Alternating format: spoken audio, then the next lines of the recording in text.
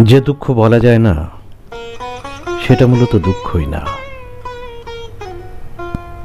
এমন দুঃখ পাওয়া দিনে তুমি আমারে জিগায়ও না কি এমন দুঃখ আপনার,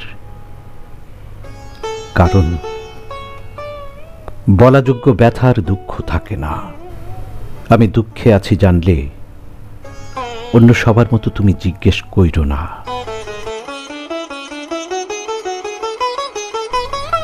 তার বদলে প্রশ্নহীন তোমার পাশে বসতে দিও, সম্ভব হলে হাত রাইখো মাথায় কাঁধে। যে দুঃখ বলে হালকা করা যায় না সেসব দুঃখ নিয়ে তোমার পাশে চুপচাপ বসে থাকতে পারলে দুঃখেরা উবে যায়।